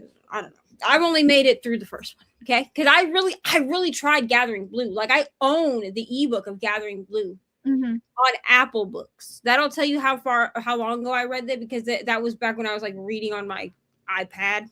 Okay, and so I was buying books off Apple Books instead of off of like the Kindle app, because I didn't have a Kindle at that time. Actually, I may have had a Kindle, but I think I was still not like quite on board with using it all the time. And I just do not, Gathering Blue just wasn't the vibe. Being a thrift born. This is striking something in my mind. I don't know if it's just because there were a lot of books that were about being born something outlawed in like the 90s and the 2000s, because like Americans were obsessed with China's one-child law and stuff. And were writing things, and that was the worst the worst thing they could think of. You know, I do. So there is a Cinderella story, and oh god, I can't remember what the name of it is again. There is a Cinderella story that's about a girl, and she lives in the walls. She literally like disappears and like starts living in the walls, and like has agoraphobia, and like she's building out parts of the house. She's building it out so that she can move around without being seen. Yeah. And oh my god, what the fuck was the name of that series, that book? Third Born. Okay. That feels like it definitely was in conversation with the idea of like Third Born when it was outlawed. I don't like, you were allowed to have 2 kids, and then your third kid was but there were quite a few fantasy books that were about that. They were kind of like that. You couldn't have more than 1 kid or 2 kids, or this is Paco. This is pushing buttons in my brain, but none of these buttons are giving me a title. Yeah, this is like lighting things up, but like not lighting up the bulb that it needs to. Like, there are connections being made, but we're not making them in all of the right places.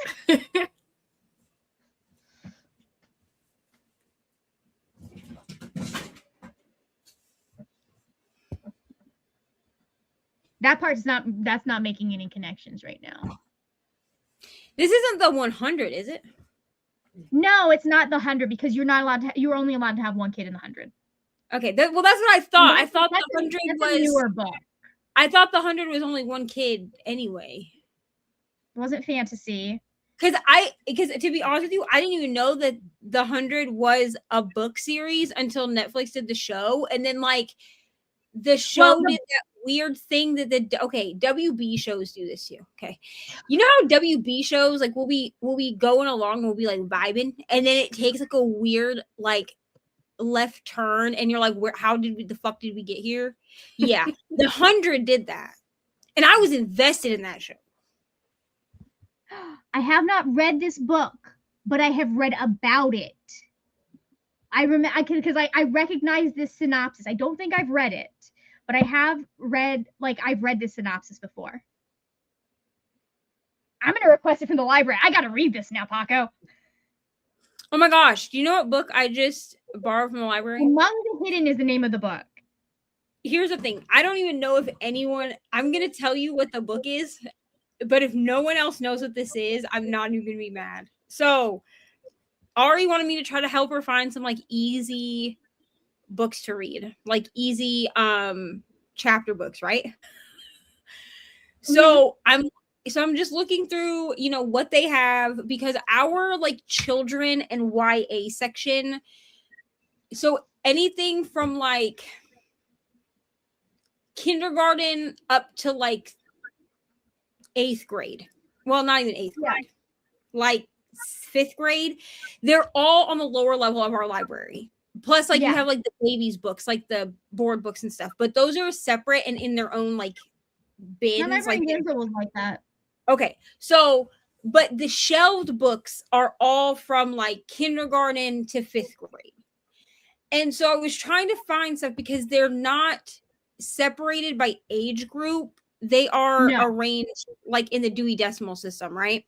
So, or whatever. So I'm like looking, and I'm kind of like, okay, well, we have to really look. So I found the Bailey School Kids series, Oh. which I read in probably elementary school. I remember them being part of like the AR program, if anybody did that. Okay, where you like read the book and then you took a little test and then you had to read another book. Yeah, that's what we did in my town. Anyway, so they were part of that, and like the whole series is part of it. Well, Ari has decided she wants to read manga, but manga, she's not understanding why we read it. To us, it's backwards. Yeah. So I told her, why don't we start with graphic novels? Because that's what she wants, is she just wants like that graphic novel feel. Well, the Bailey School Kids was turned into graphic novels. But I downloaded the ebook for Vampires Don't Wear Polka Dots. And like, why is this book so funny to me? Here's the thing, Like, kids fiction is harder. Yeah, kids fiction is harder than adult fiction. You have to keep kids engaged the entire. The children, especially younger children, you cannot let them get bored for a minute. You have to keep them engaged the entire time. So you have to have a higher level of engaging with your audience that you don't know with children's fiction than you do with adult and even YA to some extent. Go grab you do have your humor has to be on point. It has to be the exact thing for your demographic. Ari was like, I don't think I'm gonna like these, and I was like, here's the thing, dude. I really think you're gonna like them. I said, because they're not scary, right? Because Ari is also on this like nostalgia kick where she wants to like read all the books I read when I was a kid and watch all the movies I watched when I was a kid, right? But the thing is that at 34, to think back to what I read in elementary school is sometimes really hard for me without being in front of a bookshelf of books. Yeah, that makes sense. So I found these books and I was like, I don't remember these being scary. Like I remember them being very like silly, goofy, good time. So I was like, okay, the only one that my library has, because I think they're only just rolling them out as ebooks. Yeah. Because they only had Vampires Don't Wear Polka Dots in ebook or audiobook form. And I didn't really want to do the audio. I could have. The audio is like an hour long. So it would have taken me even less time to listen to it. But I was like, let me just have the nostalgia of reading it on my, like, I mean, I didn't have a Kindle in elementary school. Okay. But I was like, I'll just read it on my Kindle. And I was like, this book is so funny to me, which like, I understand at 34, I'm not the target demographic. Yeah. Okay. But good humor is good humor. But I was like, but I know that I had just as good a time reading this book as like a 12-year-old as I am right now at 34. Did it take me like 30 minutes to read this book? Yeah. Like it took me no time. But like it was such just like a funny, good time. And I was like, I have to buy these for Ari. Because sometimes like I pick up Ari's Junie B. Jones books all the time to use them as palate cleansers in between like the heavier adult books that I read. I don't think I was allowed to read Junie B. Jones. It's honestly one of the perks to having children. So, okay, Paco. I mean, we can give you a couple minutes so you can say hello if you want. Yeah. But now I'm like, do I walk through the kids section in the library and just... Because she wanted to read Little Women, and I was like, I don't think you're right. So something that someone said is like, if it is not like Little Women is one of those that it's like, you can try. If you don't, like, you might want to put it down and that's okay at some point, but you can try. Like, there are certain classics and I'm like, if the child is ready for, because I was ready for stuff a lot of the time, a lot sooner than my mom was ready for me to be ready for that stuff. And there was a lot of stuff that my mom wouldn't let me read because it had stuff that was against our values. Like I wasn't allowed to read the Alana series until I was a teenager because they slept together. There is no graphic depiction of anything. It is a single sentence. Just a single sentence that lets you know that they're hooking up now. But like, anyways, but like, I as someone who went from the middle grade section straight to the adult section, like you never know, so you just try. unless you know there is something in it specifically that your child will not like. Who is texting me? Oh, never mind. It's the group chat. Mm-hmm.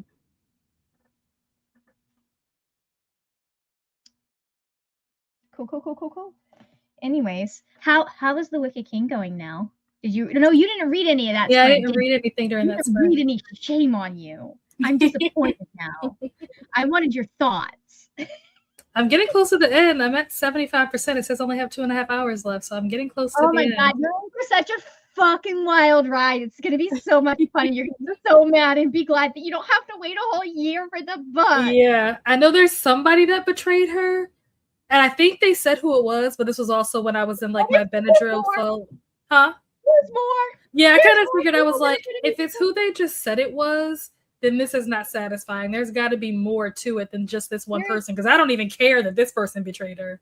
No, you don't. No. It's going to get like that is one of the wildest rides at the end of a book that I have ever experienced in my life, and I fucking loved it. And I immediately was like, well, I guess we're pulling up AO3 and reading what everyone else has written about how this ended. I was living off of fan fiction for like a year. I think we got it a few months early. We got Queen of Nothing a few months early. So I read the part where she got attacked by some people. She was like riding on a horse and got attacked by some people, but she was trying to figure out who it was. And I think we know now like who was behind the attack. And I think she is now at the wedding, but like the couple isn't there. They're like doing their little private ceremony thing or whatever. Yeah. And something happened. I think I might have fell asleep or something. Something happened to her sister's girlfriend. She got turned into something. She got charmed, or she drank something, or something. I remember that, and that I need to go back and reread that because I don't know exactly what happened to her as to why she shows up to the wedding so pissed. Yeah, that pissed Vivi off. So basically, it just was like something was done to her against her consent, and even like to the Fae, it's nothing. This is something that happens on a normal basis, but like the fact that her mind was fucked with in the way that it was fucked with, that was a major thing. Listen, just like. It's such a messy series. The one thing I tell people about Queen of Nothing, because there were a lot of people that were disappointed that there wasn't more world building in Queen of Nothing, and it's so short. And I my kind of argument, especially having reread the series, the world building Holly Black needed to do was in book 1 and book 2. She is now wrapping up. Were there places I would have liked? Hello, it's a Paco. Were there places I would have liked a little bit more? Yes. I would have liked a little bit more. However, the story she was telling did not need a lot of the fluff that people really wanted in that book. So I'm not done with Jude and Carden. I need more of them. Did you read the sequel series? I did read the sequel series. I liked it. I didn't love it as much. I started it and I never finished the first book. I was not nearly as obsessed with the sequel series as I am with the first series. It's a nice addition. It's fun. It's no Wild Magic by Tamora Pierce, though. I do think that book 2 is the best in the trilogy.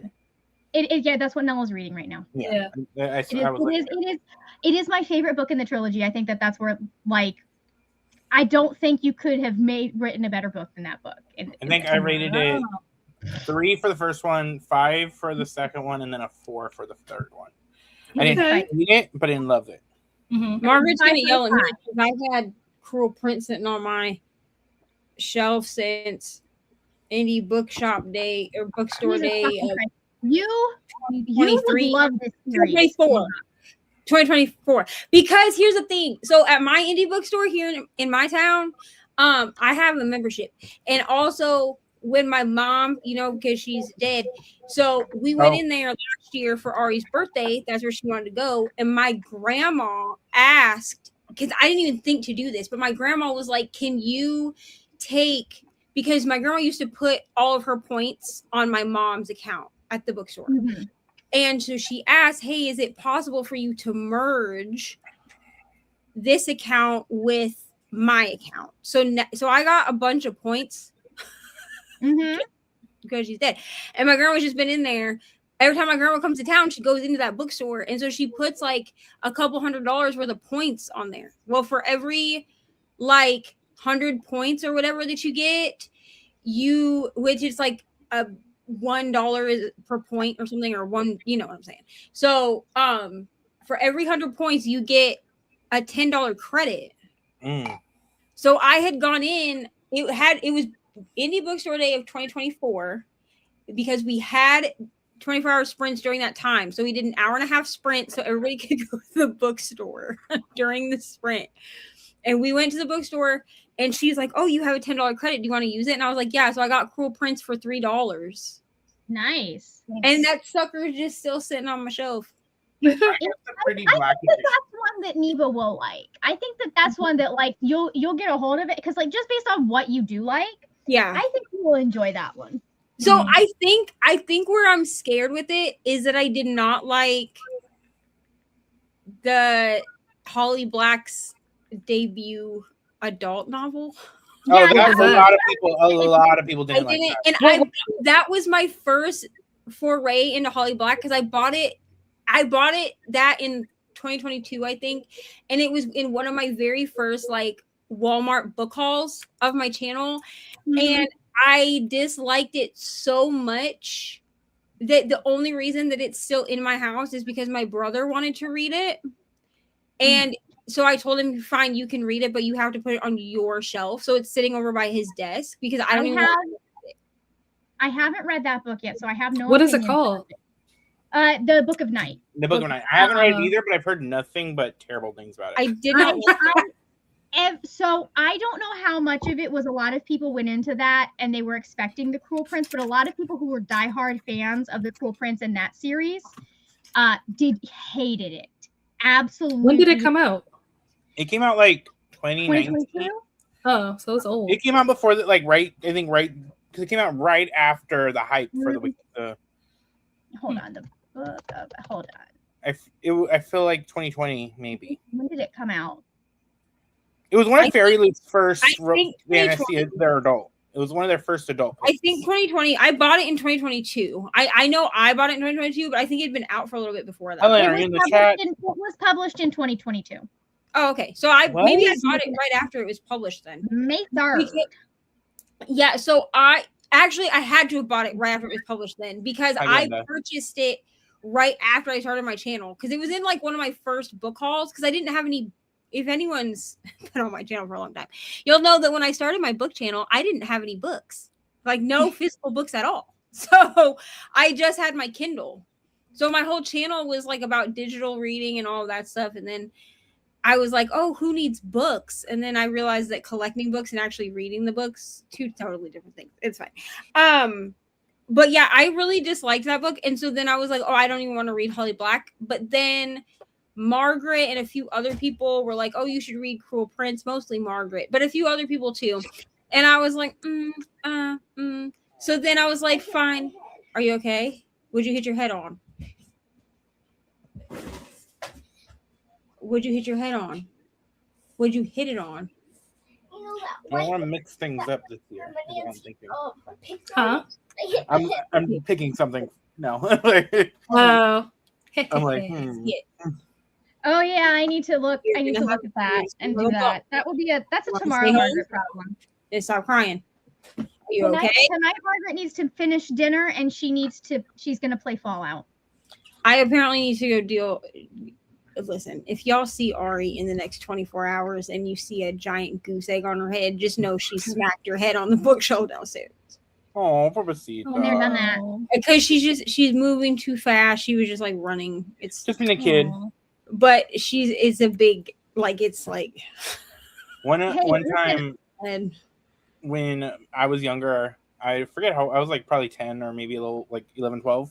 And we were in the mall with my cousin and my kid cousin, and I'm holding her hand, and we're running around in the mall and get her hit right into a trash can. Oh my gosh. Metal trash can. Oh my god, that's hilarious. Listen, one time I got up and got out. I don't remember why I was getting up so fast or why I was getting out of bed so fast, but I went to my drawer to pull out my drawer because I was like late for something and I was just getting out, and I passed out and hit my head on the corner of the drawer. So I ended up with both a goose egg and like a cut right there. Just cracked my head on the dresser. Yikes. Listen, we've all done it. You know what I'm saying? Like we all hit our head or whatever. I think she gets worried that like something's gonna happen to her if she gets hurt. And of course, it hurts when you hit your head. You know what I'm saying? So she's like, I hit my head, and she's like pointing at it, but like doesn't want to touch it. And I could see it, like it doesn't look like the skin's broken, so she's probably fine. Lord help us all. All right. So do we want to do an let's see, do we have time for another hour? We do, yeah. Yeah, we do. Because we can do an hour and then we'll have like 10 minutes to talk. Okay. Does that sound good? On this channel. On this channel. And then we'll go to Sarah's channel. Now I sent you a message. Okay. Is that the one about the library? Yeah. No, it's just physical and ebooks. Okay. I just had to ask. Before I made any decision. Okay, so we'll go ahead and we'll do an hour and then we'll come back and we'll talk for a few minutes and then we'll jump over to Sarah's, or whoever's jumping to Sarah's will jump to Sarah's. Does that sound good? Sounds good. All right, I'll see everybody in an hour.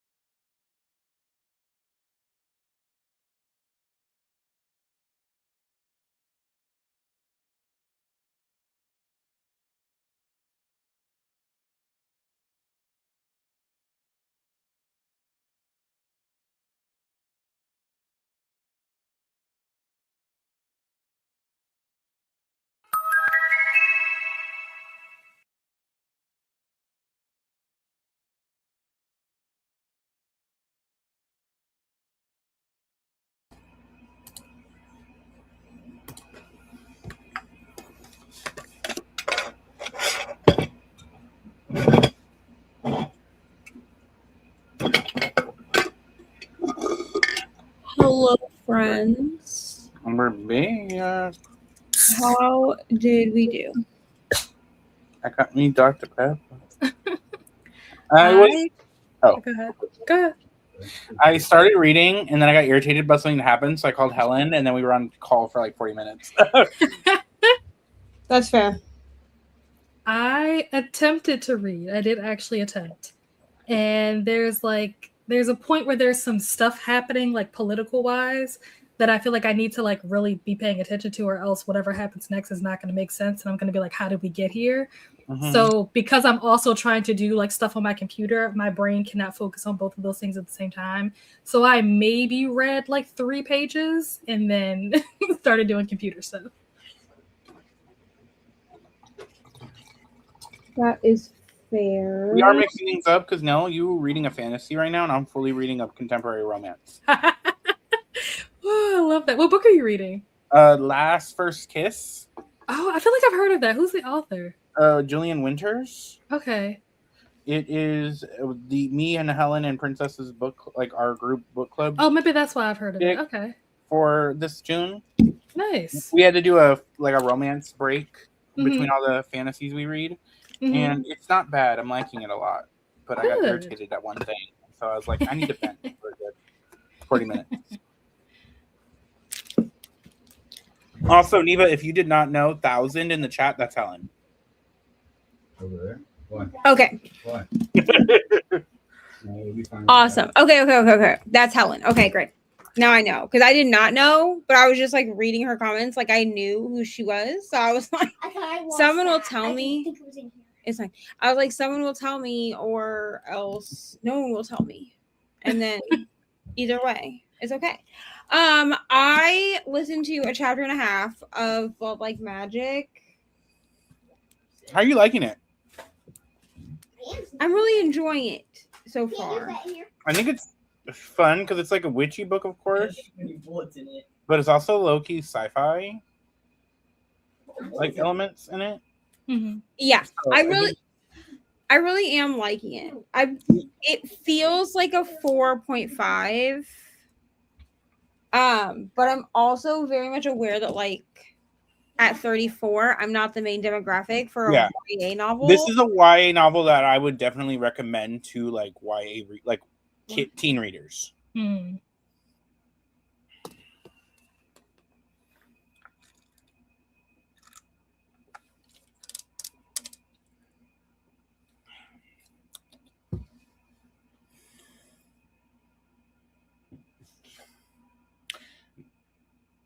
I'm just so excited now for months to come because of things that have happened today.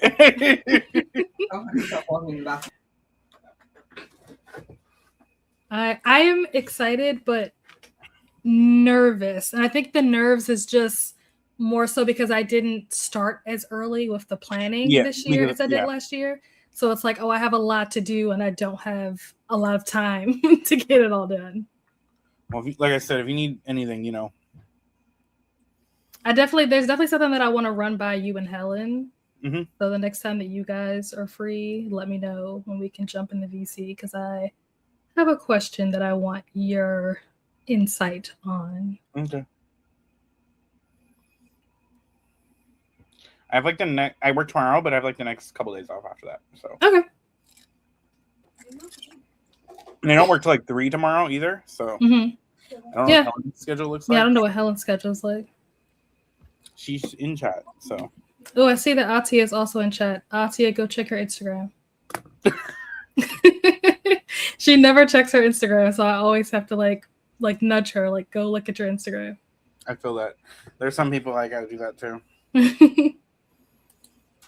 Okay, so Sarah is finishing up dinner. Margaret may also be eating. So we're gonna just scoot through some things here. Christina missed the last shot because she thank you timer that was only set for 5 minutes. Thank you so much. Okay, I didn't want to save that clip, but now that you remind me, I clicked a button I didn't want to do. Now that you remind me, let me send the link because Instagram is on my phone, so I have to send the link to like my own Discord. Oh, I sent it to my text. Like, you know how you can text yourself? So I sent it to that so that I can click it on my computer. Oh, because you have like a Mac or something? Yeah, I have a Mac. So I can't like. Yeah. I do the same thing. I'll pull it from Instagram and then send it to my computer. Tennille went to bed, so good night to Tennille. I'm sure they're gone by now, but good night, Tennille. Sarah, how did you do, friend? How are you? I am good. I'm reading a Christmas book, Holiday Ever After by Hannah Grace. I hope you love it. At first, I wasn't liking it, but as it's going on, I'm really liking it. Good. I got that one. I thought it was going to be like a 3-star, but it's getting better. Yeah, I had that one as an arc, and like, it wasn't the best Christmas book ever, but I do like Hannah Grace, like, as a writer. So I did, and I think I give it 4 stars. So yeah.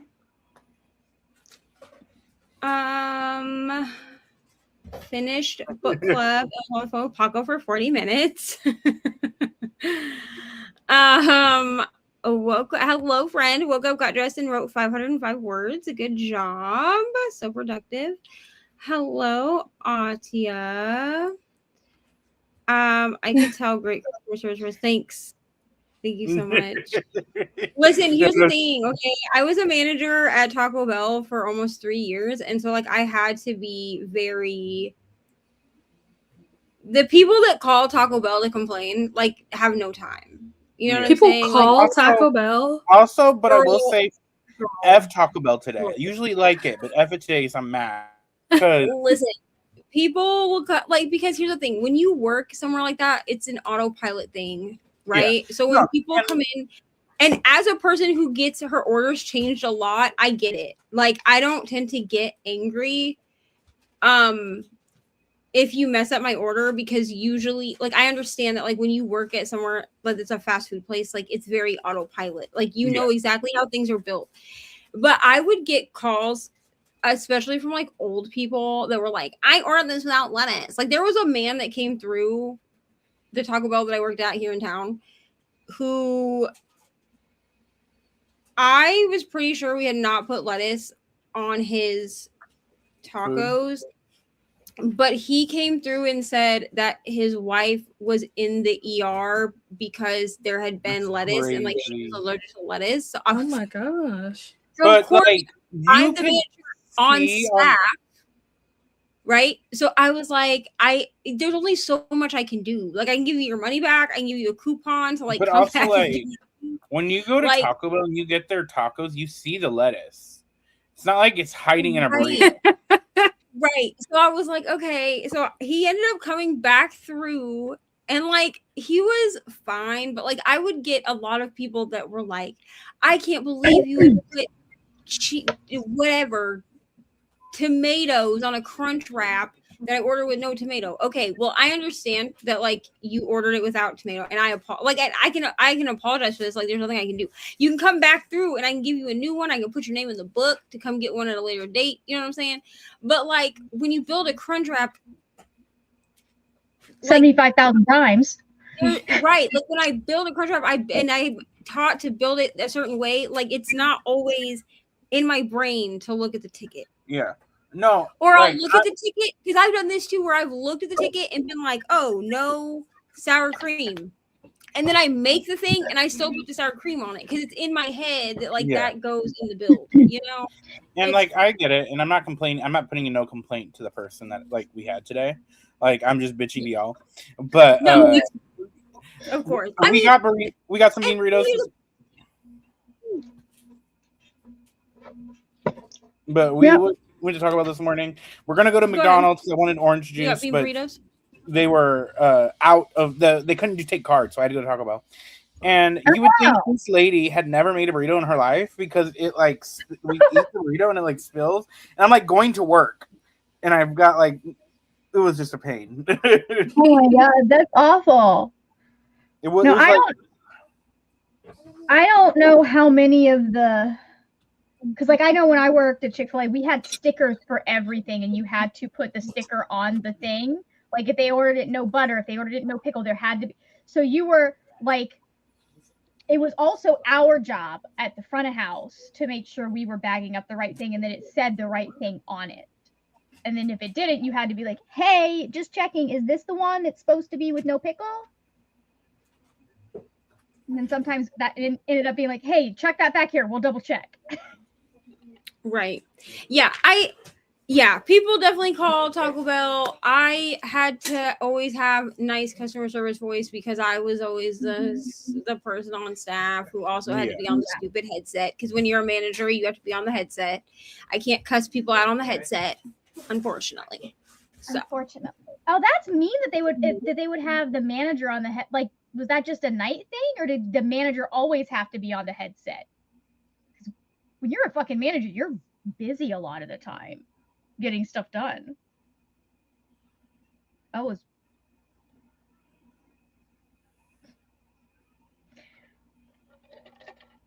Okay. All right. We're gonna run through the. Actually, I think that's it. Atia said yes, ma'am, to you now, and Helen said that she's off on Sunday. Okay. I have a meeting. I have a thing on Sunday for BookTube stuff, but I will try to coordinate that meeting because that meeting's not. I'm not running that meeting. I'm just in it with us linking up on Discord. Oh. Okay. Yeah, just let us know where, and we'll jump. Cool. But that is the end, friends, of my section. We're going to go to Sarah's channel now to continue the 24 hours. Thank you all so much for being here. It was so nice having so many friends on screen.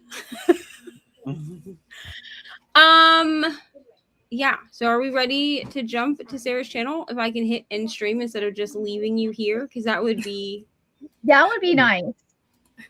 Crazy. You know what I'm saying? So we're gonna go to Sarah's channel. So everybody say goodbye. Bye. Love you. Thanks, sorry. I'm sorry.